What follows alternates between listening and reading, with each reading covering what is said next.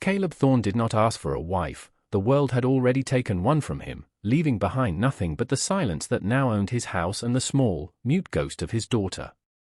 The silence was a physical thing, thick as dust on the rafters and cold as the iron stove that had not felt a proper fire in a year. He lived in a tomb of his own making, a monument to a grief so vast it had swallowed his voice and frozen his heart. So when the men from town, their faces flushed with whiskey and malice, dragged the woman to his porch, it was not an act of charity but a joke sharpened with cruelty. Garrett, the ringleader, shoved her forward. She stumbled, a small, bird-like figure in a threadbare tunic, her hands bound and her eyes fixed on the splintered floorboards. "A gift, Thorne," Garrett sneered, his laughter a foul cloud in the crisp air. "From the railroad. A bit of China silk to warm your bed." No charge, they saw him as a beast, a man hollowed out and living on the edge of savagery.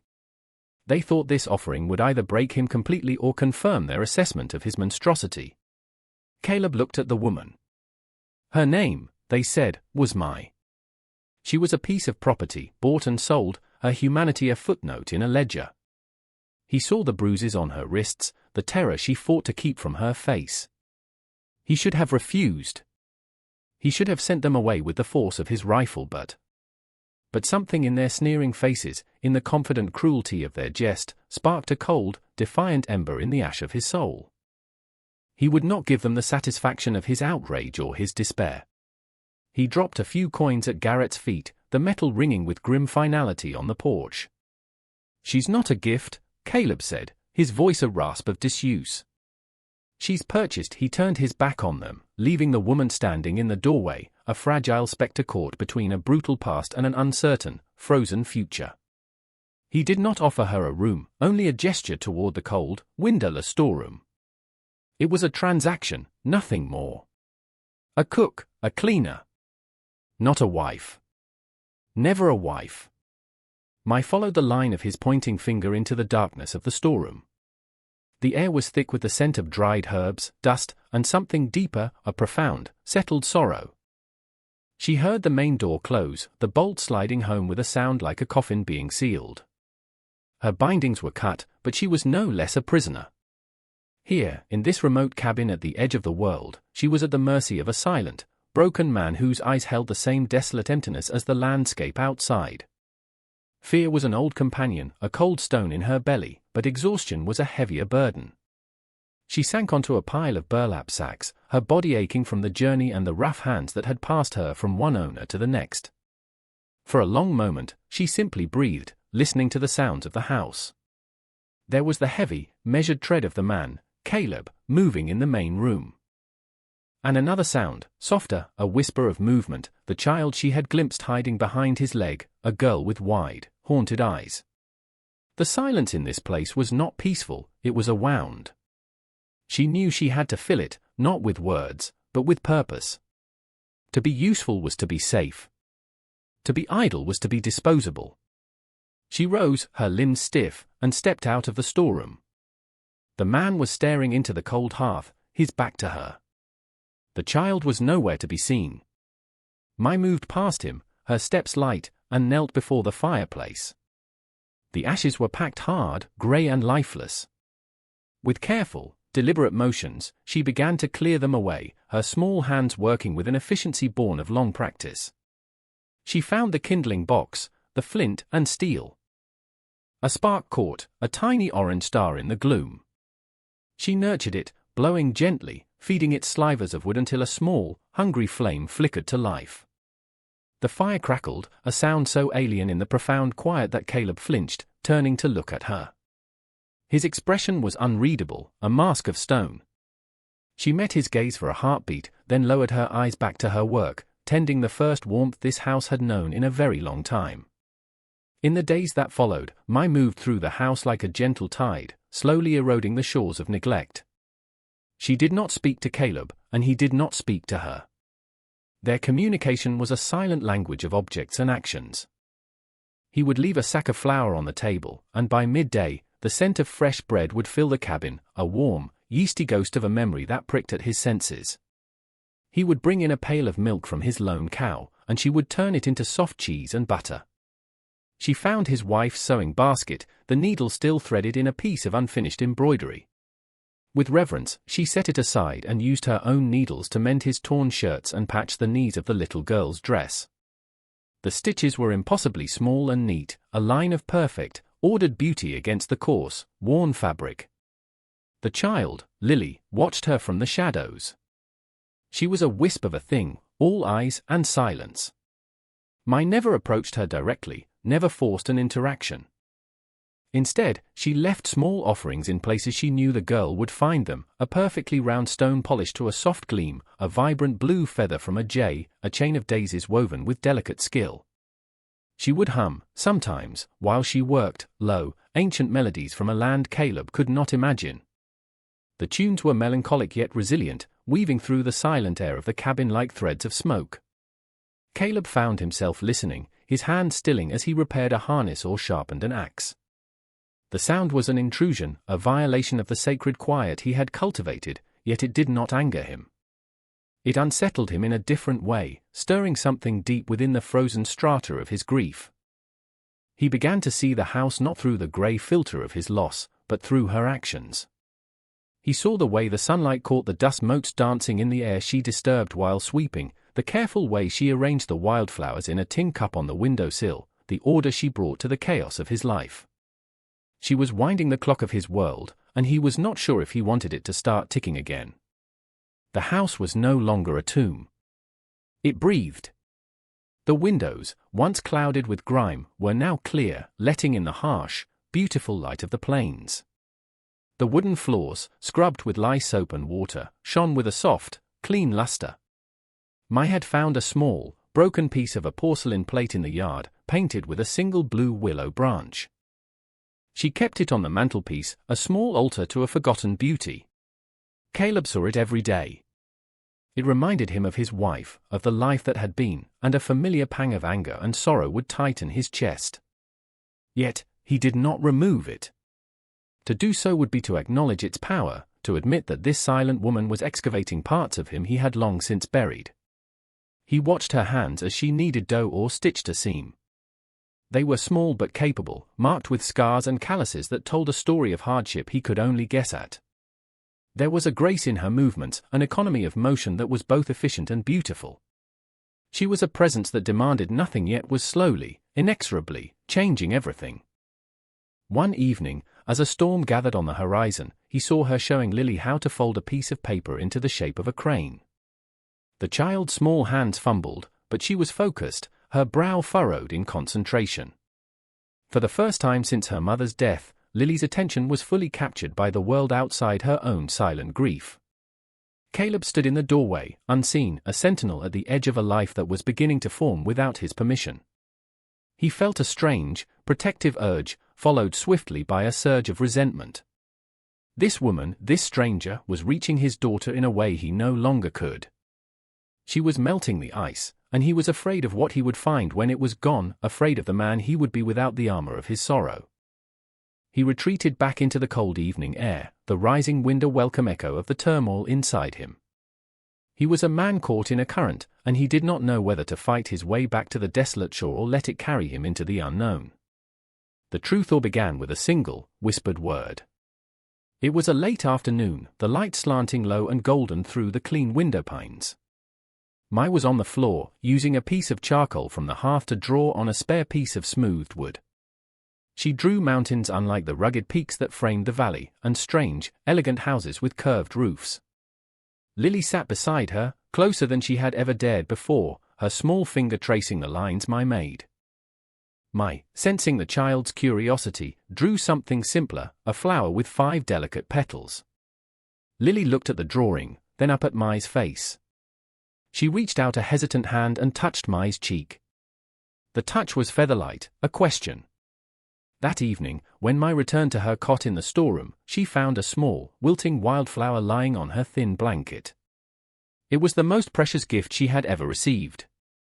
The next day, Lily followed Mai out to the small garden she had started, a patch of stubborn greens coaxed from the hard soil. As Mai worked, Lily sat on a rock, watching. Finally, she slid off the rock and stood before Mai. She pointed a small, trembling finger at Mai's chest, then moved the same finger to her own. Her lips, which had not formed a word in over a year, parted. A small, breathy sound emerged, a syllable full of a child's desperate hope. "Stay." The word was a fragile bridge across the chasm of their silence. It hung in the air between them, more powerful than a shout. Mai's hand stilled in the dirt. She looked at the little girl, whose eyes were wide and brimming with unshed tears. She could not promise forever, for her life was not her own, but in that moment, she gave the only answer she could. She reached out and gently took Lily's hand, her touch a silent vow. Caleb was coming from the barn when he heard it. He froze, thinking he had imagined the sound. But then he saw them, the woman and his daughter, hand in hand, silhouetted against the setting sun. He saw the look on Lily's face, not the vacant, haunted expression he knew, but one of fragile, dawning life. The single word she had spoken cracked the foundation of his frozen world, letting in a painful, brilliant sliver of light. Winter came to the high plains not as a gentle blanket of snow, but as a ravenous wolf. A blizzard descended without warning, erasing the world in a swirling vortex of white. The wind shrieked, clawing at the cabin, rattling the door in its frame and driving fine powder through every tiny crack.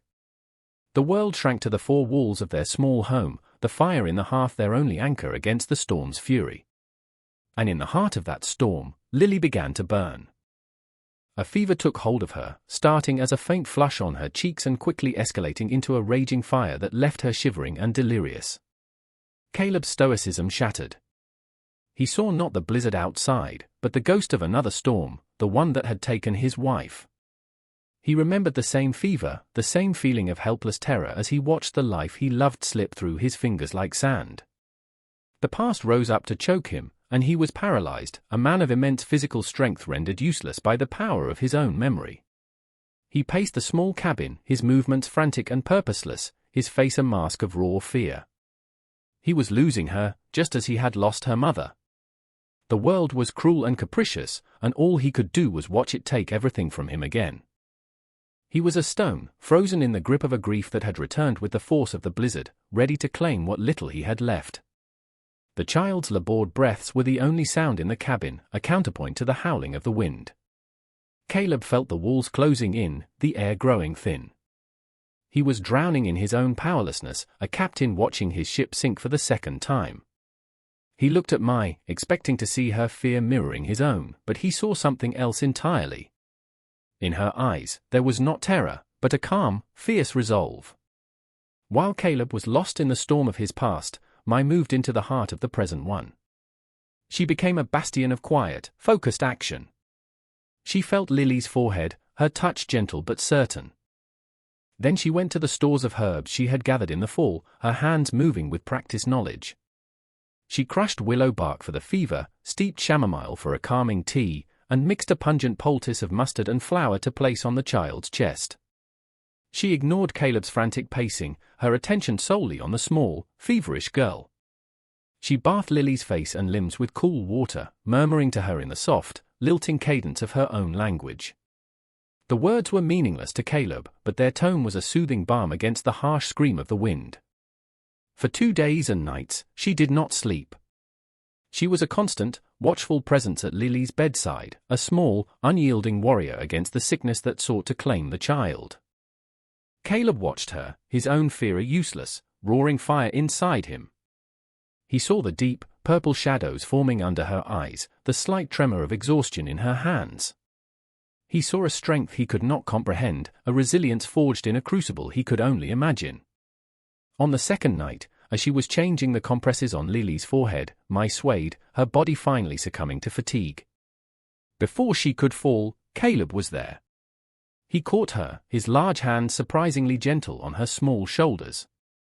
For a moment, they stood there, the only two waking souls in a world of white fury, the sick child breathing raggedly beside them. He looked into her tired eyes and saw not a slave, not a stranger, but a partner in a desperate battle. Without a word, he guided her to a chair, then went to the hearth. He returned with a tin mug of hot, sweetened tea, pressing it into her hands. He then took the cloth from her, dipped it in the cool water, and took her place at Lily's side. He had no knowledge of herbs or healing, but he could watch. He could help. He draped a thick wool blanket over my shoulders. It was a simple, practical gesture, but it was the first act of genuine care he had ever offered her. Beneath the howling of the storm, something inside the cabin had shifted. The fever, as if sensing a united front, finally broke just before dawn. When the storm receded, it left behind a world scoured clean, silent and blindingly white under a newly emerged sun. The peace outside was a stark contrast to the lingering tension within the cabin. Lily was weak but lucid, the fever gone, leaving her pale and quiet. The shared ordeal had forged a new, unspoken understanding between Caleb and Mai. They moved around each other with a new awareness, the space between them no longer a gulf of silence but a field of quiet communication. A week later, when the snow had melted enough for travel, Garrett and 2 of his cronies rode out to the homestead. Their arrival was a jarring intrusion, their loud voices and boisterous laughter tearing the fragile peace.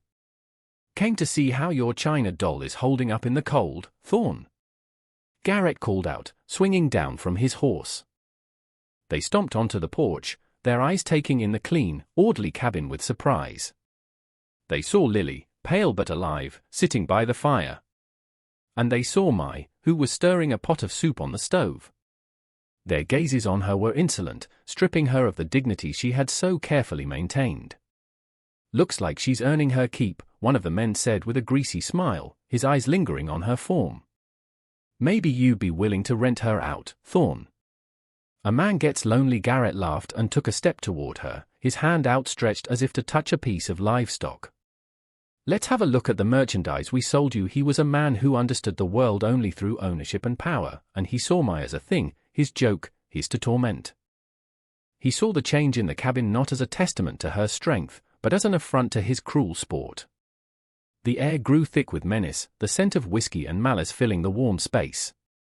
Before Garrett's fingers could even brush against my sleeve, Caleb moved. He did not shout. He did not raise his voice. He simply placed his body between them, a sudden, solid wall of intimidation. He was taller than Garrett, broader, and in that moment, he seemed to be made of the same hard, unyielding granite as the mountains. His face, which had been a mask of stoic grief for so long, was now alive with a cold, protective fury that made the other men take an involuntary step back. His hand didn't go to the rifle mounted over the door, but it rested on the hilt of the knife at his belt, a silent, deadly promise. "Her name," Caleb said, his voice a low, dangerous rumble that seemed to vibrate through the floorboards, "is Mrs. Thorn." The words fell into the silence with the weight of stones. He let the title hang in the air, an irrefutable claim. "You will address her as such, or you will not address her at all." Garrett's sneer faltered. He looked from Caleb's flint-hard eyes to Mai, who stood behind him, her expression unreadable. He had come expecting to mock a broken man and his foreign slave. Instead, he found a fortress. He saw a man who had not been broken, but reforged. The joke was over. "Just having some fun, Thorn," Garrett mumbled, his bravado evaporating in the face of Caleb's quiet rage. He and his men backed away, their retreat clumsy and quick. They mounted their horses and rode off, their laughter conspicuously absent. Caleb stood watching them go, his posture rigid, until they were small specks against the snow. Then he turned. He looked at Mai, truly looked at her, and for the first time, she did not lower her eyes. In his gaze, she saw not an owner, but a defender. That night, he moved her few belongings from the cold storeroom and placed them beside a new bed he had built, its frame sturdy and its wood smooth. He had moved her into the heart of the house. He had moved her into his life. Spring came, and with it, a gentle transformation of the land. The harsh whites and greys of winter gave way to the tender green of new grass and the vibrant colors of wildflowers. The change in the season mirrored the change within the cabin's walls. The silence was no longer heavy and oppressive, it was a comfortable, shared space, punctuated by Lily's growing vocabulary and the quiet sounds of a life being built together. Caleb taught Mai how to work the land, how to read the clouds for rain, how to sight a rifle. She, in turn, taught him things he never knew he needed to learn. She showed him which wild plants were medicine and which were food. She taught him the names of the constellations as they were known in her homeland, painting a new map over the familiar night sky. They worked side by side, a silent, efficient team. The language barrier that had once seemed insurmountable was bridged by gestures, by shared tasks, by an innate understanding that grew between them like the persistent vines on the cabin walls. One evening, as they sat on the porch watching the sun bleed color across the horizon, Lily asleep in Mai's lap, Caleb reached over and took her hand. His palm was rough and calloused, but his touch was gentle.